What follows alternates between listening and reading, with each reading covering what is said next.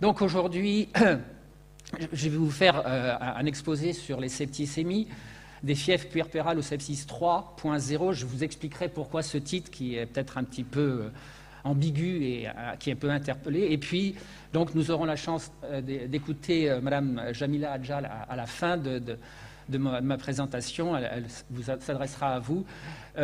Cette maman, elle vous racontera le drame qu'elle a vécu lié au sepsis. Et elle a fondé une association en 2020, la France Sepsis Association.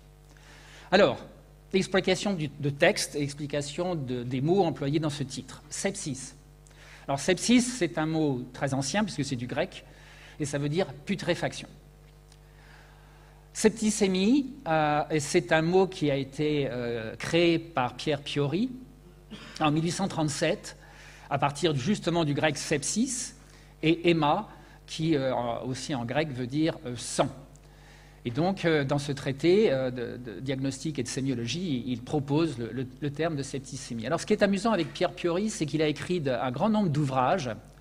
Et il y en a un ouvrage qui pourrait nous interpeller les uns et les autres aujourd'hui, 100 ans plus tard, non, 200 ans plus tard, pardon, en 1816, qui est la dissertation sur le danger de la lecture des livres de médecine par les gens du monde. Alors, les gens du monde, c'est vous et moi, c'est-à-dire les tout-venants, ce n'est pas les docteurs. Et donc, il écrit l'interprétation d'un ouvrage de médecine peut être tellement absurde qu'on croit être atteint d'une maladie dont on n'est pas affecté.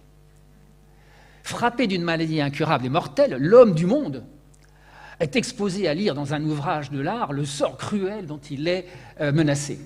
Et donc, en fait, il déconseille vivement que les gens, les tout-venants, aient accès aux livres de médecine parce qu'ils en tomberaient malades, carrément. Alors, l'autre mot, c'est le mot sepsis. Alors, il se trouve qu'il existe des World Sepsis Day qui ont été organisés à partir de 2012 et j'ai organisé à l'Institut Pasteur le premier World Sepsis Day en France qui a été la première fois. Et à l'occasion de cette journée sur le sepsis, j'avais demandé à OpinionWay de me faire un sondage, savoir si dans le grand public on avait entendu parler de cette maladie.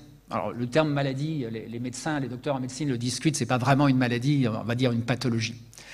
Et vous voyez que les chiffres, et si on faisait un sondage dans la salle, peut-être qu'on arriverait à peu près au même pourcentage, le chiffre est extrêmement faible. 10% des gens interrogés connaissaient ce mot, et le chiffre est encore plus faible au niveau des 18-24 ans. Donc, globalement, un Français sur 10 a déjà entendu parler du sepsis. Alors, pourtant, c'est un sujet, et on y reviendra, et en particulier Jamila vous en parlera, pour lequel il faut être actif rapidement, il faut agir pour sauver des vies.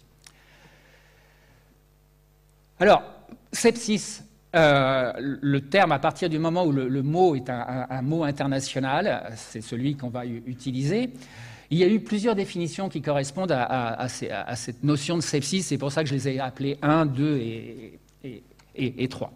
Alors, en 2002, il y a une définition du sepsis qui est finalement l'association entre un syndrome d'inflammation généralisée, que l'on peut retrouver chez les patients en traumatologie, des patients qui ont eu un arrêt cardiaque, qui ont été réanimés, en chirurgie lourde, les grands brûlés, les pancréatites, et puis association avec une infection. Alors cette infection, elle peut être bactérienne, champignon, elle peut parasite, virus. Et donc, à l'interface, finalement, on avait le sepsis. Et puis, en 2016, les docteurs se sont réunis et ont abouti à cette nouvelle définition, sepsis 3. Alors, c'est moi qui ai rajouté point 1 pour faire un peu moderne, mais c'est sepsis 3, en fait. Et la définition que aujourd'hui est donnée, c'est un dysfonctionnement d'organes, potentiellement mortel, causé par une réponse dérégulée de l'hôte à l'infection. Donc, en fait, le terme de SIRS, de Systemic Inflammatory Response Syndrome, est retiré. Et cette classification fait qu'à l'époque de la définition de sepsis 2, il y avait ce qu'on appelait un sepsis sévère, qui, elle aussi, est